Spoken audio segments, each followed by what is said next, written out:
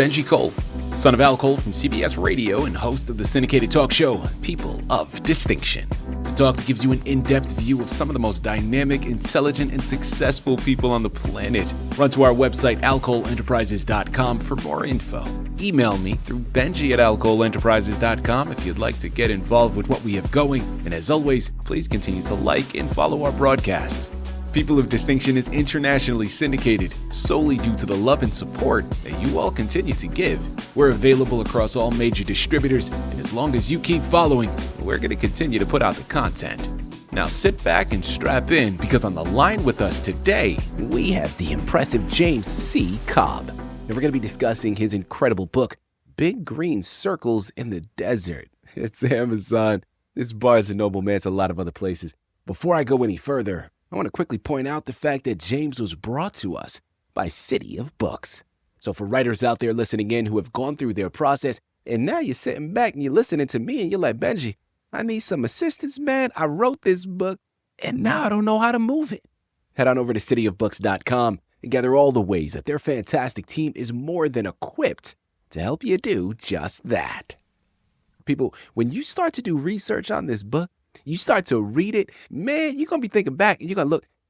Listen, trust me when I tell you, this is not science fiction, okay? It is one of the most ambitious engineering projects of the 20th century, okay? But I want to know, and this is what today's discussion is about, what was it really like to be one of the human beings tasked with making it? Today, we sit down with James Cobb, who takes us behind the satellite images into a story of staggering ambition, unexpected beauty, and the personal cost of bending nature to our will. This is one that is going to be as entertaining as it is profound. Sit back, strap in, and get ready to purchase your copies by the time we've concluded. James, first and foremost, welcome to the network, and thank you for being a guest. How are you doing today, sir? I'm doing very well, and I'm just thrilled to be here and to talk about this book in the desert. So thank you for having me. Listen, man, the pleasure is all ours. I think, like I mentioned in the opening, man, when we were doing research on this, I had to continue to go back and ask my team. I'm going to my research team, and I'm like, are you guys sure this isn't a fictional book? Are we sure this really happened? And they had to keep reiterating to me, like, no, man, this is some real stuff. So we're looking forward to the discussion here. James, start off first and foremost. Tell us a little bit more about yourself, man. I'm retired. I was a state geologist of Kentucky. I spent a career as a geologist. I got a PhD in geology from the University of Illinois, and then quickly transferred to Kentucky. It was the leading coal state, but the reason I was in fossil fuels and energy is because of my experience in the big green circles, because energy became a big deal, and I had experienced all this by working in the Middle East. And I thought, when I get done in the Middle East, I'm going home and getting a degree in energy. So I did.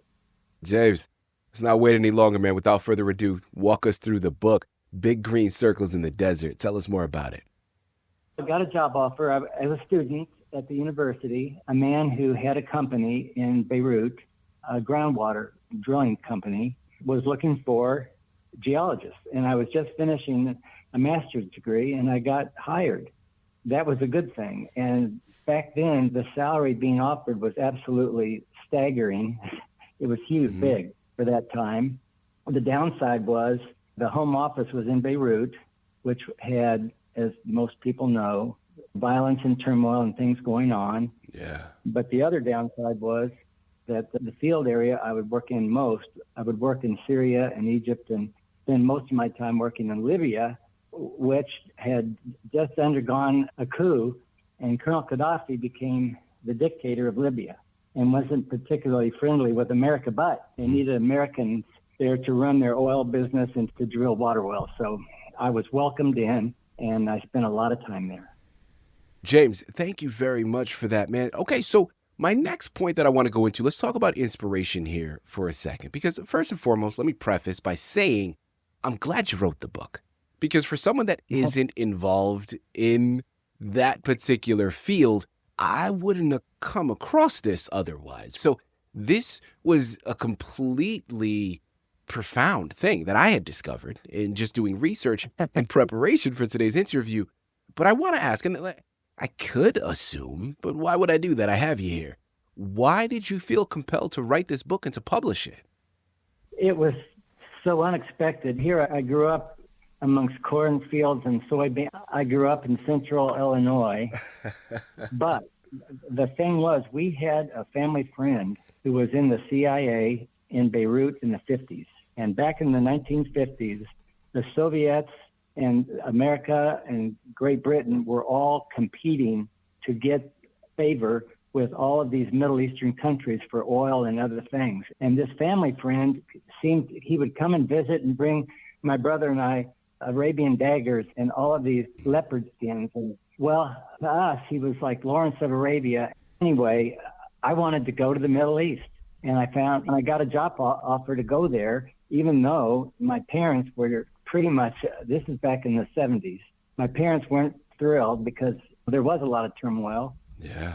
But I was just beginning my career as a geologist, and I thought, gosh, this is great. I'm going to get all this experience over there and then eventually come home and get a big job somewhere. I was lucky. The company apartment was in the middle of the largest PLO refugee camp in Beirut, and we would go in and out, and these PLO fighters with AK-47 would stop, and we would get in big discussion. They were not aggressive. They were not nasty. They were bored, and they wanted to talk. So we would talk this Middle East politics, of which I knew nothing at that time, with these PLO guys, and I really didn't know much about it, but I learned quickly that there are people who are bound and determined to do what they're going to do. Yeah, yeah. They didn't hurt me. They didn't act like they were going to hurt us. Back in the 70s, there were hijackings, there were bombing, but oftentimes they would let the passengers off the plane, then they blew it up. Things today have gotten far more violent and deadly. Back then, there was a little bit more of a concern. So there were times I was scared.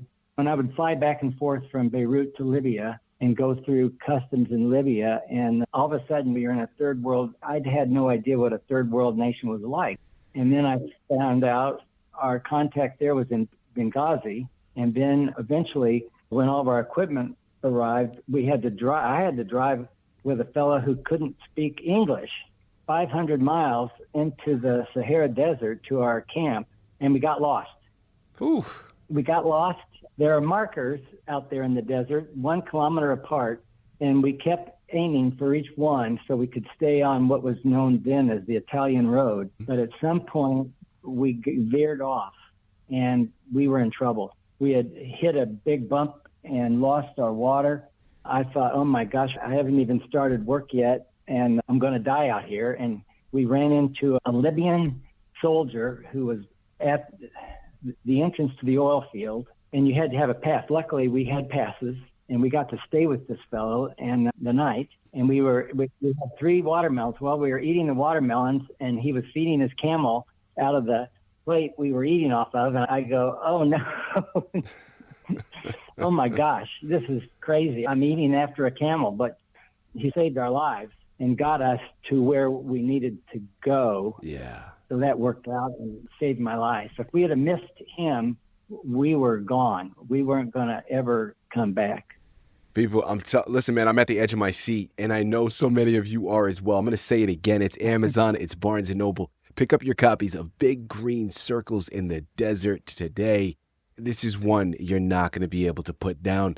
James, you're already talking to us about your experience, and thank you for moving in that direction, because I want to continue to go into that experience. Now, shifting back to this particular project, first and foremost, I love the title, right? Like Green Circles in the Desert is a powerful image. There's something that is enticing about it. And obviously, outside of the obvious project, that is what was represented. But there is that title, that symbolism, that image that comes to mind is great.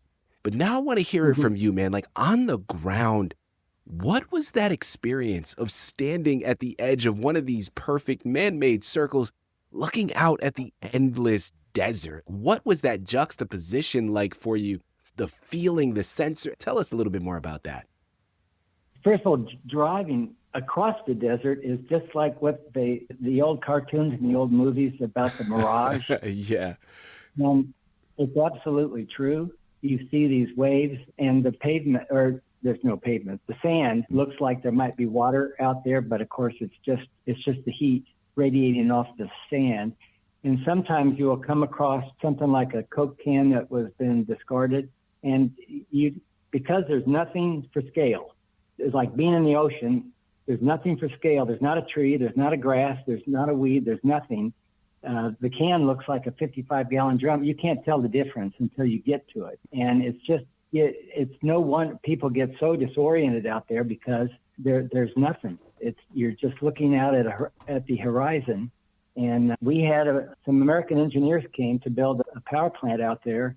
And unfortunately, they did, whereas we veered off and veered into the oil camp, they veered off the other direction, and for 6 days were not found, and one of their members died. Wow. And getting lost, everybody really paid attention to where they were, because once you got out of sight of the camp itself, you were on your own, and you better keep track of where you are out there, because there's nothing on the horizon that's going to help you find your way back. My goodness. Okay. Listen, people, as we start to close out, okay, you all know me, okay? This is a thing that I do.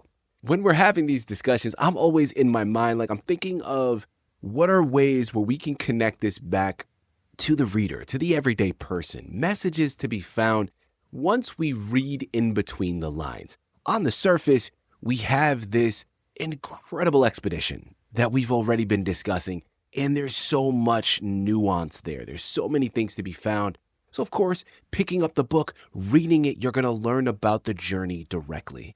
When you read in between the lines, though, I think that there are messages to be gained here.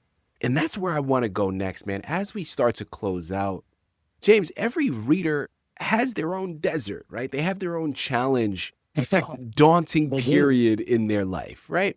They don't always have to travel to the Middle East to get that. So if we can read in between the lines here for a second, what is the one lesson or insight from your time in this Libyan desert that you hope becomes, okay, let's continue to use these puns, that you hope becomes a green circle for the reader facing their own barren patch?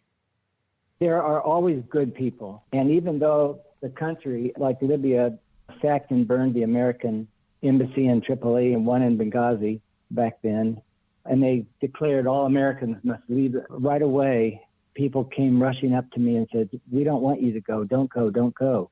There, you find the good people in all these situations, no matter how dire they may seem. There are always good people, and if you can connect with those people, they'll support you, they'll help you, they'll get you through. And that's what happened to me. I was just fortunate to always have those people. There were Egyptian people, there were some Libyan people, there were the company doing the drilling, where back then Yugoslavia was still a country. And I connected with a lot of these different people who all helped me in different ways to get through these things, and actually turn it into an adventure that now I look back on more fondly and think it was a growing time. I learned things, I worked with people, and I could come home with all this new knowledge and experience and do better. People, listen, man, I'm so glad he gave that answer. And of course, this isn't scripted. I had no idea that he was going to go there, but it works out perfectly because he's talking about the human connection. And that's what I was hoping he would go towards, because that's what resonated with me as well as listen, throughout history, there are all these monumental, these colossal projects. But when you really start to decipher it, and listen, this particular project is no different.